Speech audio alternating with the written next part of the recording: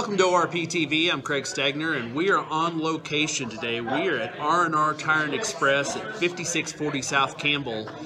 This was a special day here. It was a grand opening, and part of that, they had an appearance by the one and only #1 from Street Outlaws, the 405, Mr. Fireball, Ryan Martin. Ryan, welcome to ORPtv. Thank you very much. Hey, it's great to see you here, and what a turnout they had here today. It was huge. Yeah, there was a lot of people. This place was full. Just only 30 minutes ago, this place was full. So. Yeah, we had to kind of wait until it was over, the drawing, just to make room even to get the cameras and the people in here. Yeah, so no, they had a really good turnout.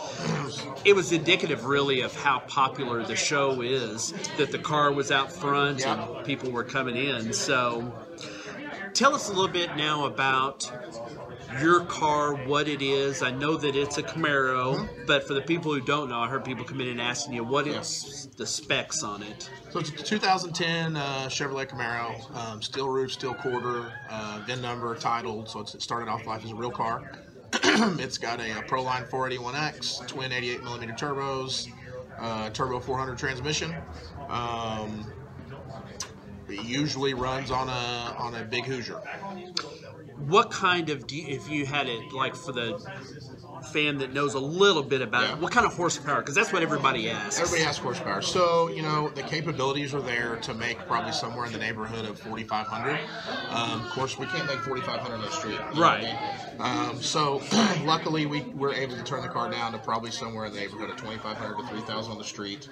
When we're on a prepped racetrack, whether it be drag radials or slicks, as long as it's prepped, I can usually try to use all the power that I got on tap. Because, and what that is then is right, because of the takeoff, the launch, you can't put that kind of power to the ground. Surprisingly, on the street in the no prep races, the launch is usually pretty good. The first 60 foot is usually pretty good, no matter where the surface is, if your car's set up right. But it's down the big end where you can't put the power down. So where you could use that 4,500 power, 4,500 horsepower, you cannot use that on the street. And really, even on the no prep races, you can't use it there. Now you have a business that you do full time, and that's RnR Performance. We have two. We have RnR Performance that I've had for almost 20 years, where we do, you know, your street cars that drive around, nitrous, superchargers, headers. We help out Oklahoma City try to make our big cars faster. You know what I mean? Right. We also have Fireball Performance cars, where we do a package for Brandon Camaro that you can buy off of the assembly, where you can buy off of the dealership showroom floor. And we have Fireball 700s and Fireball 900s. That refers to the horsepower, of course. Gotcha. So kind of like that you would see the Mustangs, where they have the different levels of Mustangs, you have different levels of Fireball cars. That's right. Yep. So just kind of what you want to spend. And so that's right. Obviously, the 700 is going to be X amount, and the 900 is going to be X amount. Right. Because I think that's always the old joke about how fast you want your car. Well, how much do you want to spend? That's right. That's right. Yeah. So, for you, did you start out racing on the drag strip, or have you always been a street racer? Oh, you know, from day one, you know, the car I got when I was 16 years old, we started racing on the street. Gotcha. That's what we did. My business partner today, Billy Hayes, that's where I met him, racing on the street. A lot of my good friends that I've had growing up in the years, I met from Norman, Oklahoma, racing on the street. Of course, that leads to something else, you know what I mean? You end up going, hey, well, I want to see if this car runs. So, you know, then you're at the racetrack all the time. Obviously, it's always a little more safe at the racetrack than it is the street. But that doesn't stop any of us from racing on the street. The thing that a lot of times people don't see or don't quite understand on the show is that just because you don't see all the safety that goes into it, you guys, it's a very controlled situation. It is controlled. As much as you can. As much as you can. However, the racing's real. We're doing it on the street. Right. And you know, the cars have all the right safety equipment. You know, and thank God for some of the guys that have wrecked, that have lived through some really horrific crashes. They couldn't have done it if they didn't have the safety equipment that they have. It's almost not an if, it's a when, because most everybody's had at least a scare. Yeah, that's right. That's right. Yeah. And when you're racing the cars at the level of cars that we have, at the speed of the cars, you know, the horsepower, there's not a lot of traction out there. So you have to make that to where that hooks on the limited traction surface that you have as best as possible without overpowering it and crashing the car. You know? Right, and get hurt. Yeah. What is it like having these guys that you see that sometimes you kind of naturally have rivals? You see some pairs. There's guys that are kind of paired up. Obviously, Farm Truck and Asian, Chief and Nova. You and Chuck kind of have been kind of connected as friends. As rivals, yet trying to work together. How is that relationship with other guys? You know, it's different. You know, I think overall, all the guys on the show are cool. But you're exactly right. And I'm here to tell you, I am buddies with Chuck. But when Chuck and I pull up to each other on the line and the flashlight blinks, we're not buddies. You know what I mean? And we're buddies at the end. We're buddies beforehand, but we're not buddies that eighth of a mile right there. So when the flashlight comes on, you're competitors. That's right. That's right. And you know, when we're able to go to out of town races and go race the guys in Memphis or whatever the case is, you know. We all come together as a group, you know, and so it is more 405 and junior buddy and racing the other guys or whatever the case is.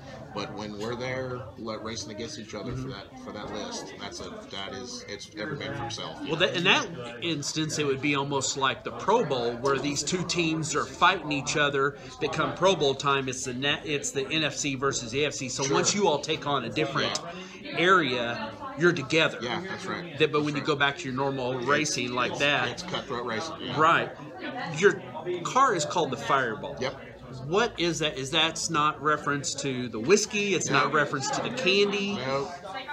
What is the origin of Fireball? You know, we were trying to find a bright red car. You know, it was fast as hell. You know, there was a video of it one time of we actually had an issue with the motor, but the candles were lit going down the track, and it had a fireball sticking out of it about 4 foot, and we joked around about it, and it's just stuff. So, you know, kind of fitting, it kind of worked, it kind of fit, the name kind of stuck, so we just kind of went with it. It's a cool name to have for a car because it really does look like a fireball coming out through there. It's a beautiful red car. It's actually one of the really favorite cars that you see people out there. Now, I talked a little bit with some of your team here about you were kind of, some of the guys are really open or really public. Sure. You're kind of a more guarded person, a little more keep your cards to the chest, and we're a little later to the show. What's that been like for you, having your private time versus now this public persona?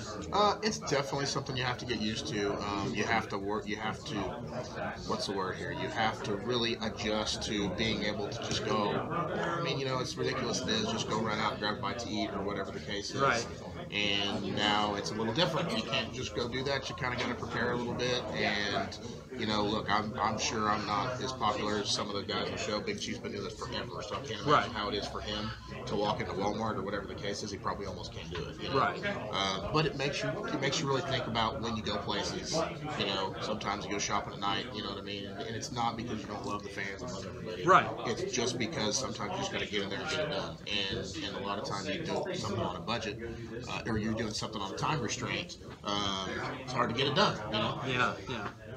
As we were saying there, you kind of have to, you go out somewhere and you see people looking at you and you're like, I think he probably knows me, or they're going to come over and bother me. And then I walk around and think about it. Sometimes I walk around in these shirts, and of course, if they are skeptic, then they're not right away. You know, they go, okay, that is the, you know.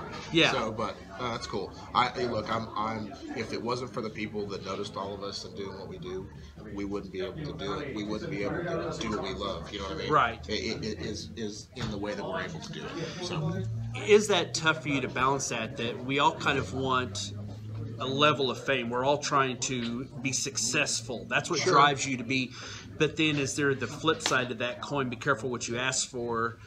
That the other side of that is, okay, well, now you've become famous and successful, but you also have to give up. The price of that is some of your anonymity. Oh, I'm 100% sure there is. And I know a lot of the guys feel it more than myself, or whatever the case is, you know, that have been doing it for longer.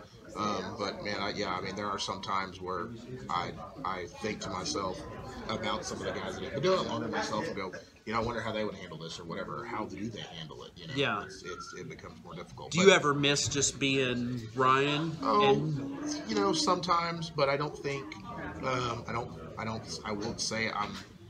You know, it's hard to tiptoe, but around the subject, but you know, because I like all my fans. You know what I mean? Sure. But sometimes, yeah, you miss just being able to go do your thing. You know, Hey, you wish you could turn it off. I hate yeah. to say it, but you wish you No. could just flip the light switch and go do your thing for a day or whatever, and then Yeah. turn it back on and then talk to anybody that wants There's to talk times to you, we know? all go to work or that you come home and you're like, hey, family, I just need a Yeah, couple right. minutes. Yeah. And that's at a small, that's 3 or 4 Yeah. people in your Yeah. household, Right. not 100 fans Yeah. or something. So I can imagine that it is tough to deal with on that. To kind of wrap up here a little bit, what is next for you? Right now you're at the top of the list. Yep. You're at the top of your game. So what now? You know, we joke around about it because it's like we had a really great year in 2017 and even so far in 2018. And sometimes it's just scary. You know what I mean? To think, oh, where do you go from here? You know. Right. But you know, we're just going to keep doing what we do. You know, we race a lot. I test a lot. I try different things to stay on top. All the guys do. There's some really sharp guys on that list that test and beat on their cars and do what it takes to get to the top. And I'm not taking it for granted that we've been up there for so long. We put in the work to do it, but there's going to be other guys that are going to put the work in to do it too. And we're just going to continue to do what we do and try to stay up there. So what sponsors do you have that you want to specifically thank that are out there? I know that it's always important, your sponsors. You know, Proline takes good care of me, and they make sure that the motors that I have are always running and they're running right. Fuel Tech has taken good care of me, as well as some other guys that are on the show. Precision's taking good care of me, you know. So Jack at Billet Atomizer, obviously RnR Wheel and Tire, because Right. we're here doing a grand opening Right. today. You've got a team here that really supports you and probably on all kinds of different levels, Yeah, from right. either big stuff to little stuff, but Yeah. all of it puts together. Oh, it Just like does. your car It does, itself, yeah. there's the motor, but everything down to Yeah. each nut and bolt has a purpose. Yeah. And your team has sponsors that all fill needs. Yeah, they're awesome. And, you know, for that, like, I drive the car, that's all cool, but if it wasn't for a lot of my guys that have been helping, like, all year long, Billy, Hobby, Johnny Drama, all those guys, if I wasn't for those guys, I wouldn't be able to do this stuff anyway.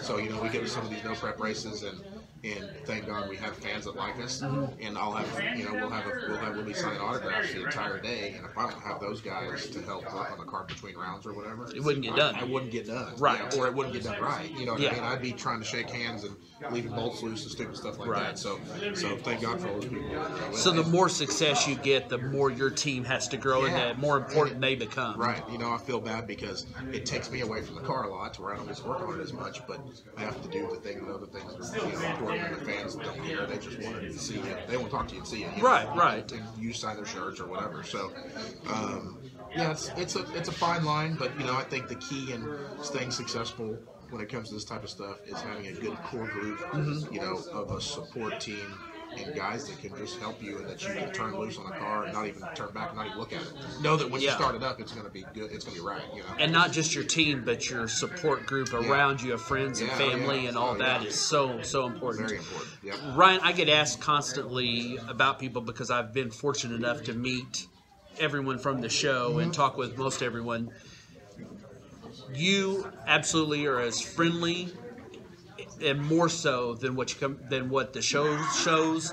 Sometimes people ask, what are they really like? And I can say without any hesitation that you're absolutely one of the nicest people I've met, and it's an honor to be able to sit here next to you, and I thank you tremendously for your time. And I want to thank RnR Tire Express here, 5640 South Campbell, for allowing us to take a few minutes here after a big event and interview. Ryan, it was a real pleasure to see you again, and we look forward to seeing you stay at the top of that list. Awesome. You're going to stay there for us, right? That's my plan. That's the plan. Yep. Well, that's the one thing's for sure. You'll be giving it hell. We know that in the Fireball Camaro. So thanks again to RnR Express, and thank you, Ryan, and your team. For ORPtv, I'm Craig Stagner.